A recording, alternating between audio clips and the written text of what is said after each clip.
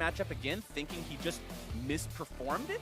Or is he thinking, okay, Zoe into Kalista doesn't do as good as I thought it was going to do. Let's Too bad, Captain Flowers. We will never get to the center of that Tootsie Pop. We will never know the answer because Uzi has banned it out. Well, Froskuren, you were right. She said he was going to play against it one time and then ban it away, and Uzi will ban it away in the second game. But you're giving free credit there. She said he was going to lose to it. Froskuren, you were wrong. I rescind my previous comment. But now, the Syndra is open. That's the thing. You ban away these 3 champions last time that you respected from Bjergsen's pool. You had to remove one of them. He decided Syndra was the one he was most comfortable with. That is available for Bjergsen now, while Bjergsen's bans will remain the same between games 1 and 2. The Kalista, he says, is not as much of a problem as any of these 3 would be, and it looks like Bjergsen is going to break out what he used to beat Faker. Oh, baby. In the same matchup he used to beat Faker. Who's the better Syndra? Uzi or Faker then? Is Uzi... So wait, if Uzi wins this one, do we say that Uzi is the better Syndra than Faker? We probably say Uzi is the best player in the entire world of all time since the beginning. No, we'll have to... I mean... We'll have to he'll have dial it back a little bit. He'll have the 1v1 trophy. He will have won the matchup that Faker lost. I mean, at that point, you're not exaggerating too much, are you, Kobe? Well, you're building a very convincing case, my friend. Well, let's see how convincing of a case these guys can build for themselves, because I want to see the all-in. I want to see the blood for this one. We got to see the champion kill to end that last game. We haven't actually got to see any of these 1v1s in through turret kill at all throughout the course of this whole All-Star 1v1 event this year, which I think is cool because turret kills aren't champion kills, and that's why I want to see them all in. So hopefully we get to see this one go down with an epic 1v1 fight. I think if we do get to that point, it's probably going to be an advantage to Uzi because Uzi is the one with the level 6 ultimate that is designed for solo kills, whereas Taliyah, not a very useful ultimate here for the Howling Abyss. Not a very useful ultimate, but let's not forget, last time around, Uzi didn't even have an ultimate. Uzi didn't have a W. Uzi had 2 skills and managed to find his win, so let's see what he can do here in this one. Taking a look at the summoner spells, you got 4 unique ones between the 2 champions. Barrier Exhaust, that common takeover for Bjergsen. Uzi swapping it up, going to that Silsol special we talked about yesterday. Ignite and Heal on this Syndra. Some extra burst power, some extra survivability, and movement power to maybe step out of the way of something coming from the Taliyah if he ends up getting himself in a rough spot. I like it. Nice reference, by the way. Some throwback NA. I've been playing it for a long time, too. I've been playing since 2009. I wasn't good in 2009 like you guys were, but I've been playing since then. I see you, Captain Flowers. All right, well, as far as the runes go, we can update you once again. Uzi, he's sticking to his Mirror Shell and Second Wind Resolve combo, whereas Bjergsen goes for the Futures Market as well as the Biscuit Delivery, and he's all about heavily drinking in the 1v1 matchup. Gotta keep chugging those potions and going back to base. We know how Bjergsen likes to play this one. He wants to shove out, pressure Uzi, keep him under the turret, make him have to respond to the minions, and win through that sort of pressure. That's how he managed to beat Faker. And remember, a little bit different turret damage to minions on this map, as we've seen over and over. A lot of guys have gotten used to it by now, but if the ranged minions take much damage at all, then they just get one-shot by the turrets. So you don't want to prep those yourself, just wait for the turret shot, and then you can finish it off, whereas the melee minions on Howling Abyss are very similar to ranged minions from Summoner's Rift. You can see Uzi trying to adapt to that right now, but that turret damage you were talking about can make it very, very difficult. At that point, what do you even do as the Syndra? The minion is at half HP. You pick it up, and you throw it in his face. Well, what happens if you don't know to pick up the minion ability, Kobe? He doesn't have it learned yet. He's got his soccer ball kick. Then too bad. Well, too bad. All right, too bad. So sad. Sayonara, you missed out on this one. Bjergsen going back to base. Uzi slightly off the mark for interrupting it. 15 CS to 8. This is exactly the game Bjergsen wants to play. It's slow and it's steady, but it wins the race. Pick that sucker up. There we go. Oh, he's level 3 now. Now he has the ability to pick it up. This is going to be interesting because Uzi only has 1 Doran's ring at the moment because he didn't have to go back. And Bjergsen, with that early recall, has given kind of wave pushover back to Uzi. However, the extra ability power here from his second ring might be the difference. And if you're talking about looking towards all-ins and 1v1s, the Taliyah would theoretically want to get that done before level 6 if he really thought it was going to come down to it. Unfortunate skill shot placement there for Uzi, just slightly off on both of them. Bjergsen stepping back to grab his health pack. Will continue pushing up into this wave. Got a lot of work ground down, though. Does have a lot of work ground down, gives him the extra speed, though it does reduce the amount of shots that are going to come out. He has a very healthy CS lead, though, so yeah, it's either go super long, for the CS lead and just kind of work around the Syndra ultimate, maybe build some defenses later on. Biscuit Delivery has arrived here for number 1, so that will help as well for the sustain and for kind of grinding out that CS lead that he's been able to accrue. And Biscuit Delivery, I mean, it's not a mastery, or a rune, excuse me, that you see a lot of the time on Summoner's Rift, so I think a lot of times people forget that not only does it function as a potion, it also gives you extra mana whenever you eat them. So that's going to help him as he continues to play this out and continues trying to play this shove game. One of the most important things is, of course, dodging in the skill shot matchups here. And as we've seen, some pretty good dodges there from Bjergsen, avoiding a lot of the damage at the moment, but it doesn't really cost Uzi that much. As you can see, very high on mana. Ooh, nice placement there from Bjergsen, but Uzi responding with some well-placed abilities of his own. Bjergsen needs to be very mindful of this if Uzi ticks level 6. And remember, Uzi is also running the Ignite. So that will stick on him even after the barrier is going to time out if they're trying to look for that burst.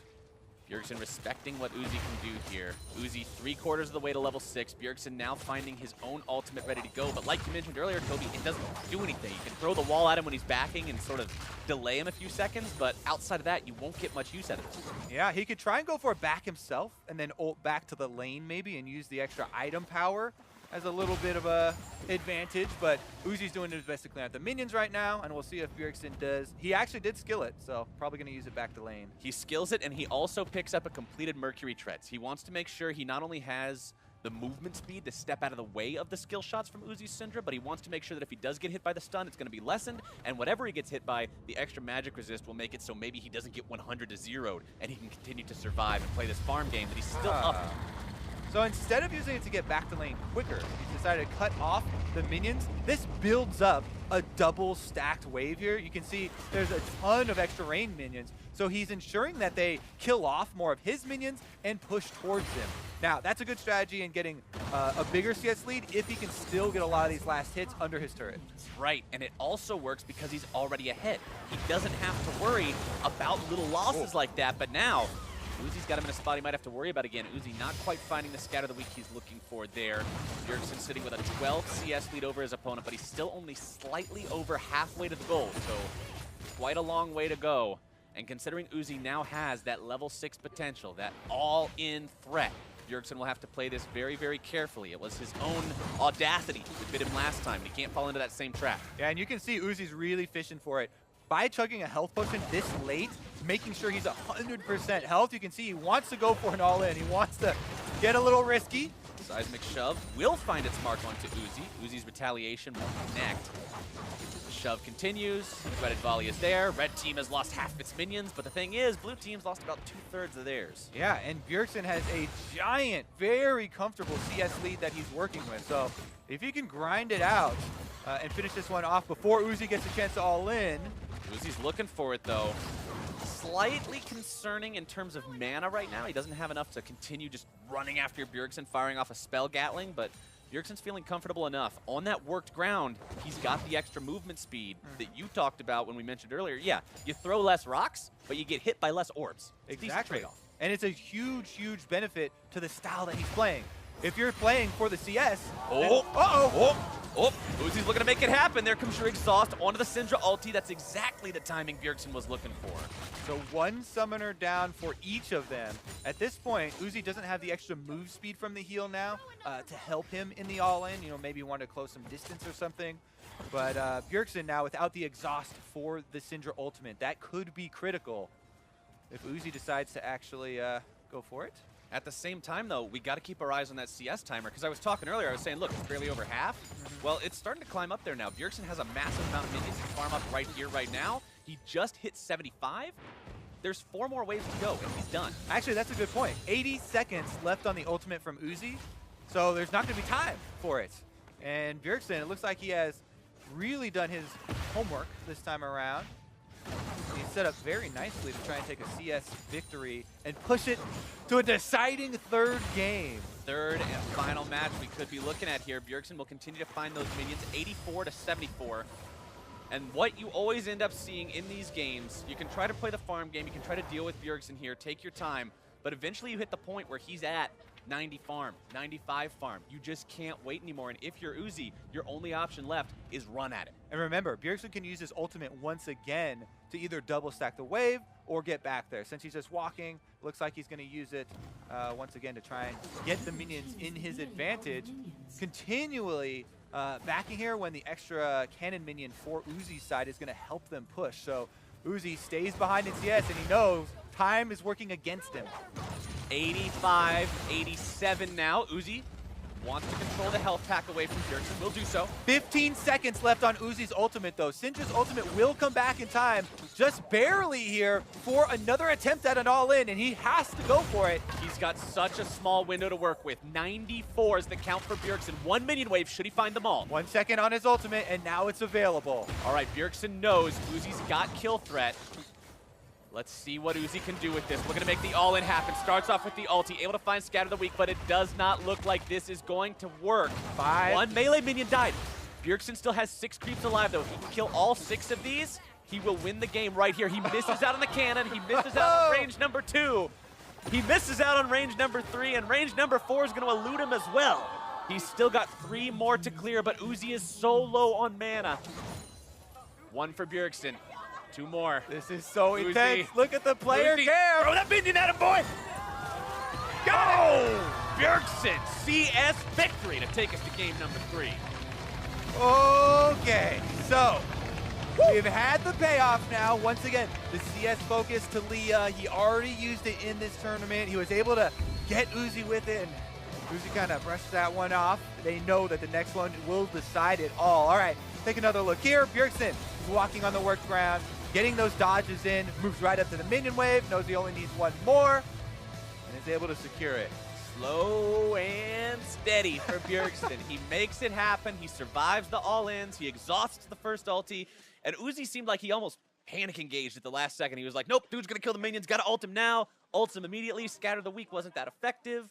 That's the feeling that you get when someone plays this type of game against you, right? He's been able to control the minions for so long that you can see the loss coming at you. You see it coming a full minute ahead. Oh no, only a couple more minion waves, and then my ult is up. I have to kill him now. That amount of pressure is going to make you, succumb to something like this. Like, it's a long way away. At 50 minions, you're thinking, okay, I got time. Don't worry about it. I have a chance to all in soon. It'll be great. At 75 minions, you're thinking, all right, we still got a few more waves. There's time to think about it. At 90 minions, Is that gif of the guy permanently sweating? Yeah, the guy's just permanently sweating. You just say, okay, go. Hit the button. Go in there as fast as you can because that's your only choice. It didn't work out for Uzi in game number 2, and now these guys have one last showdown. Who will be the only player to ever get 2 victories, be 2 1-versus-1 championships, and have that to their names? Uzi wants it back-to-back. Uzi really wants it back-to-back because that's a really cool thing to do. I mean, for Bjergsen, taking the belt back is awesome. But then, to get a chance at having it back-to-back, he's got to win this year and next year. Yeah. Uzi's already there. He's halfway to it. And he just has to win 1 more game here.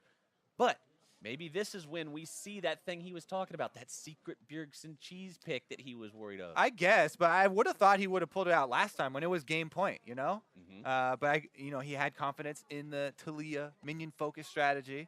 He knew he beat Faker with it. He said he can beat Uzi with it. We were talking about if Uzi does this, is he better than Faker? We haven't found anybody better than Faker yet, Kobe. It's pretty hard to do. We're still searching. Anybody out there have an application? Sign up now. You can We send want it you. to us. Email captainflowers@yahoo.com. That's not it. That's not it at all, but we're